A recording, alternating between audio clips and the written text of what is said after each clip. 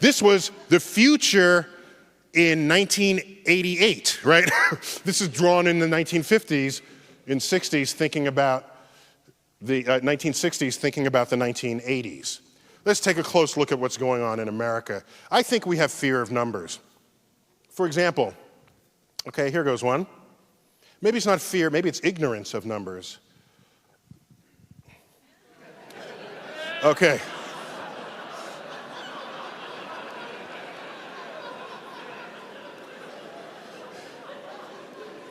Science illiteracy is rampant in our culture. Who was it? I'm not telling. I've changed my views 360. If you don't remember what 360 degrees is, it is that, okay? Now, I wonder, maybe the congressperson did do that. Exactly. Maybe they're just trying to fool you. Maybe they're trying to make you think they changed their mind, but they did not, okay? I'd have more respect for them lying with correct math, okay?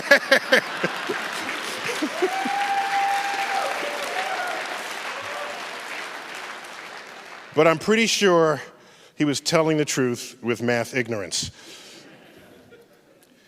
Half the schools in the district are below average. You know, that's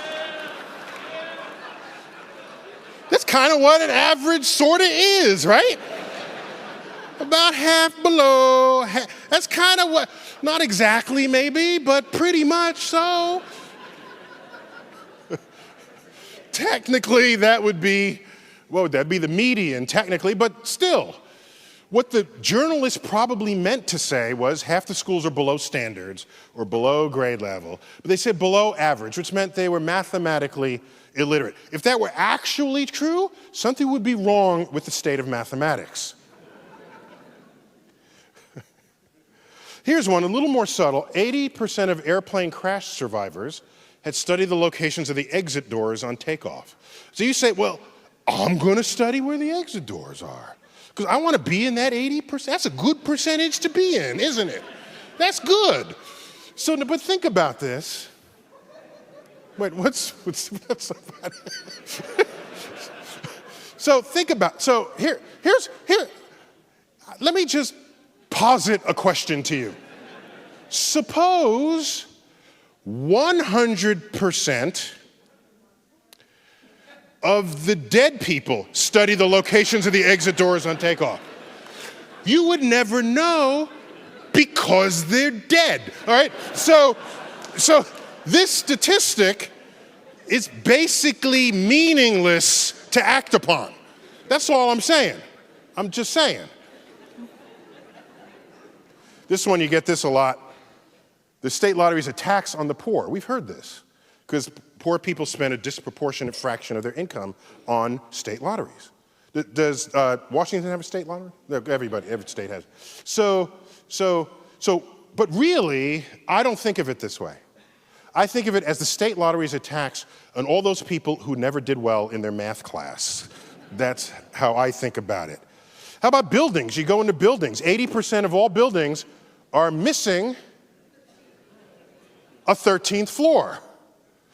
7, 8, 9, 10, 11, 12, 14, 15, 16. I feel like going into all these elevators with a Sharpie, crossing out the floor, putting it, and say, that's the 13th floor. You're not fooling anybody.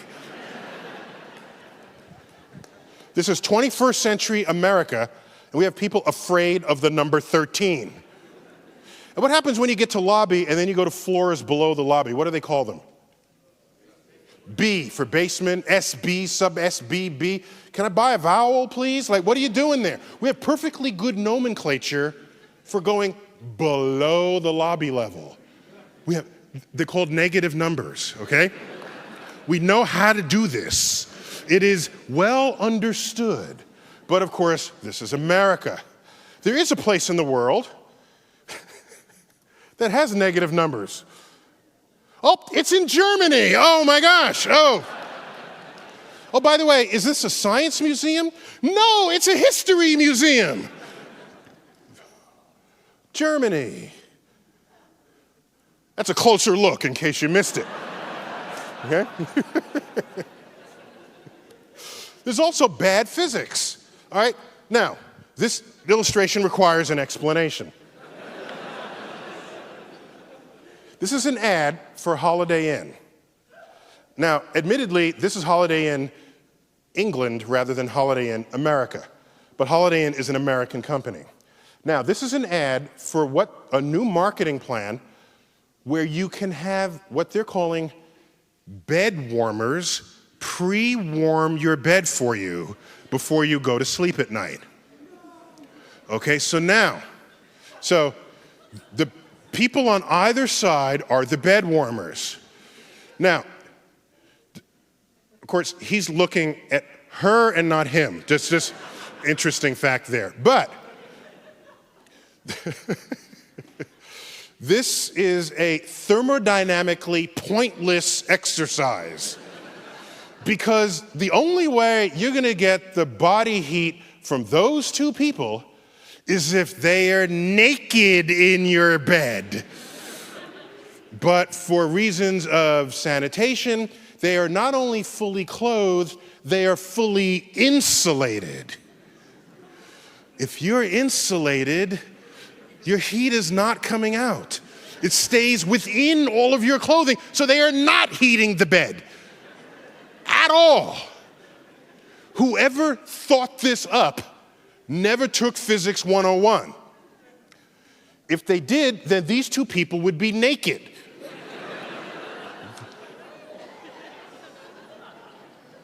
I got another one. Is there any Bayer, the Bayer Corporation, do they have plants out here? No? Good, okay. This is an ad from Bayer where they are boasting that they send their scientists into the schools to help out. So Bayer employees volunteer in a hands-on, inquiry-based program, making science make sense, to help kids develop a lasting passion for science. You're on. Try to get them interested. Now, first of all, they've got a black kid and a woman. Like, apparently these are the problem cases that you got to get interested. Like, how about the white kid with the tattoo who just got off the motorcycle? Where's he? Okay? But, okay, so these are the problem kids, okay? The woman and the black kid. All right, let's see what we're trying to get them interested in.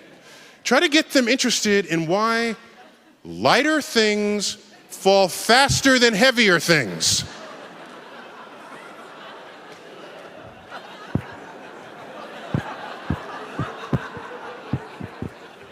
That's a tough one, huh? It's tough because that doesn't happen in this universe.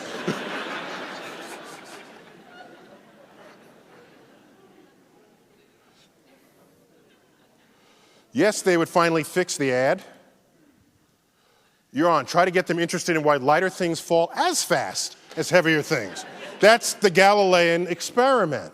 But what's clear is that that previous ad was written by somebody. Nobody caught the error. It was typeset. It was laid out. It was printed.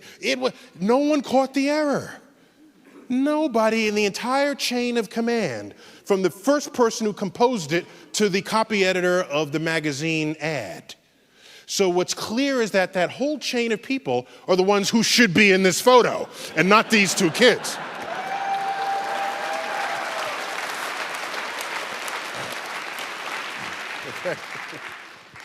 The American Physical Society meets, it's sort of my professional physics organization, and choose a city. Occasionally, this one time we met in Las Vegas, but this is what happened here.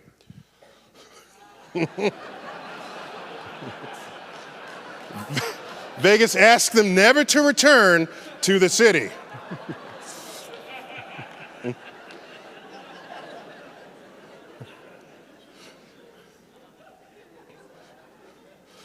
We're talking about America, people. Bad engineering. What is this? Okay, levees broke in New Orleans, 2005. If you read accounts of this, they say, oh, Katrina came in and Hurricane Katrina, bad hurricane. Excuse me, pause, back up. Do you know Katrina was category 5 in the Gulf? On landfall, it was category 3. It had already passed over New Orleans. People were sweeping up some of the broken branches in the street. Then the levees broke. The city survived the hurricane just fine. What it is they didn't survive was faulty engineering. That was the problem in 2005. And I submit to you that you look at these images and people hoping to get rescued from their rooftops, and you ask yourself, what country is this? Some of us who are old enough, we used to see film loops of third world countries where you see an absence of infrastructure, people towing, their belongings with an ox through mud. And you say, oh, that's the third world. We live in America. What country is this? In the middle of Manhattan, a steam pipe explodes. People died. Steam? Don't we know how to move steam from one place to another? Wait a minute, we're actually still using steam? What? Okay. I'm not going far back in time to get these stories. Bridge collapses. I-35, Minnesota. A bridge collapsed? You go through Europe, there's still bridges standing from the Roman Empire. We can't put a bridge over that, all right? That's not a river, this is a brook, all right? What country is this? Let's go to Los Angeles. Trains collide. People get hurt. Some people die.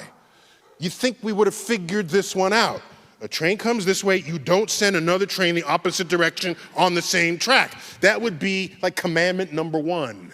All right, Railroads 101. A crane collapsed. Back in New York, a crane collapsed. What, you can't hold up a crane? What country is this? Hurricanes come. We say, run! Now, here's what's interesting. I think these people already know about this, okay? So, this is useless information to all these people. Now, here's what happens. If you don't have scientists and engineers in your midst, when a hurricane comes or some kind of a natural disaster, your first thought is stockpile food and run. But if you're an engineer or a scientist and the disaster's coming, you say, how can I avert that disaster? I foresee a day where a hurricane forms in the Gulf. You put in some kind of apparatus that taps the energy of that hurricane, and that energy drives the electricity of the city that would otherwise be destroyed by the hurricane had it continued to go through. That's the kind of thinking that needs to go on in this world.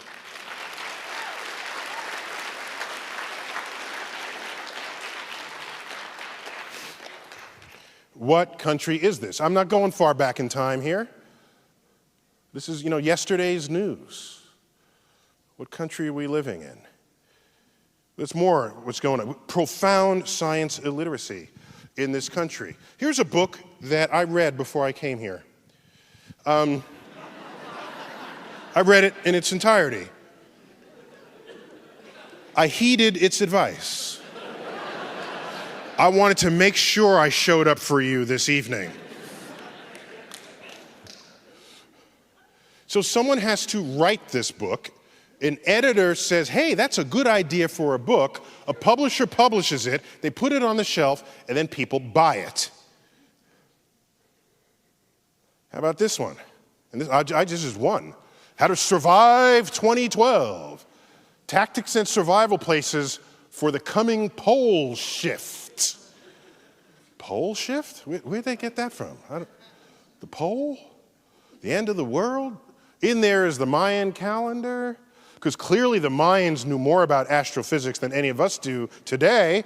Clearly. And wait a minute. Next Saturday. Whoa, next Saturday. Whoa. What country is this? What millennium is this?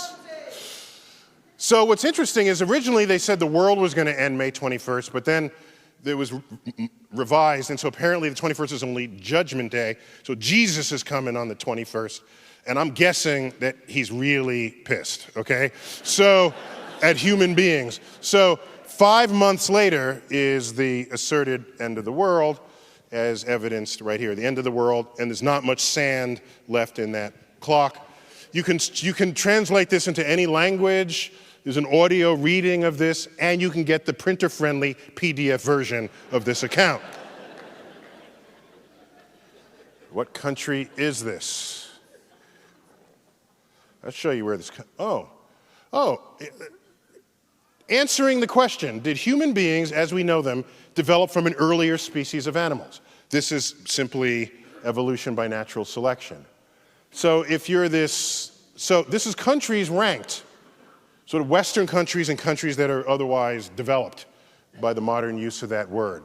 So if you're this sort of the green bar, it means yes to that question, which means that you're convinced by evolution. If you're this sort of amber bar on the right, it means no. And if you're the white in between, it means you're unsure. So America's got to be up there somewhere. No, Iceland, Denmark, Sweden, France, Japan, Britain, Norway, Belgium, Spain, Germany, Italy, Netherlands, Hungary, Luxembourg, Iceland, Slovenia, Finland, Czech Republic, Estonia, Portugal, Malta, Switzerland, Slavic Republic, Poland, Austria, Croatia, Romania, Greece, Bulgaria, Lithuania, Latvia, Cyprus, United States of America, edging out Turkey by a nose. There it is. What country is this? Maybe we should just move back to the caves. Let's analyze it a little further. Here's a map. This map has the area of each country apportioned according to their surface area on a globe, which means it's a normal map. Okay, so what we're about to do is morph the area of each country according to how much peer-reviewed science research is conducted in that country. Okay, let's do that. So this is a measure of who's doing the most science in the world. Some countries will shrink relative to that area you see here. Others will expand depending on how active they are in science. So let's check out what happens when we do this. Well, the United States is sitting fat and pretty there, I'd say. That's America, yeah. Yeah, okay. Wait, what's that big purple region away? Whoa, what was that? What's that purple? Whoa. What country is that? Japan, kicking major science butt on the map right there. One of the great tragedies is Africa shrinking to nothing in area on this chart. Compared with the area it actually occupies in the world, that is a modern day tragedy right there, given the natural resources that are prevalent within it. Europe is huge. They split formerly Eastern Europe, that's in blue, from Western Europe, that's in those shades of pink. So, and there you have Brazil, that's the aerospace industry kicking in there. All right, you look at this, you say, hey, we're doing pretty good. Tyson, what are you complaining about? Okay? This is the wrong map. What you want to look at is not how much science is going on, no. You want to look at the change in how much science is going on from the year 2000 to 2010. That's the trend line. That is the future of the world. Compare the difference in published research papers in all sciences between 2000 and 2010, and you get this. Europe is even bigger. Japan is even bigger. China is huge. Africa is even smaller. This is the changing landscape of the world. As everyone else understands the value of innovative investments in science and technology in ways that we do not, we slowly fade. This is the fading that worried me when Russia says, oh, you guys want to join us for a mission that will save your West Coast? You say, well, sure, well, we got our space program. We lead the world in space. How about space? We've got some faulty memory going on. One of them is that we're space pioneers. That's a faulty memory. Okay? Yuri Gagarin was launched into orbit 50 years ago, April 12th. Okay? We all know that. Did you know, however, that he, and I tweeted this, by the way, he was the fourth mammal to achieve this feat after dogs, guinea pig, and mice. Then a human, they all Russian, a Russian dog, Laika, guinea pig and mice, then Yuri Gagarin. So let's look at the full list. Dogs, in order, dogs, guinea pigs, mice, Russian human, chimpanzee, American human. Does that sound like we're pioneers here? We come behind Russian mice. The Russians did all this first. They came up with the rocket formula, for goodness sake. This is the formula that tells you that most of the fuel in your rocket that's yet to be burned requires fuel to lift it to a place so that you can later on burn it. That's why the Saturn V rocket, 32 stories tall, the astronauts are in the upper little bitty bit, and all the rest is a bomb, basically, all right?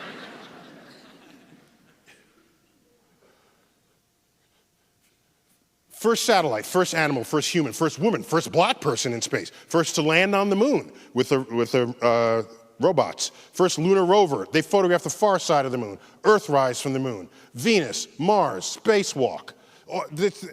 Now, we have a few firsts. We have a couple.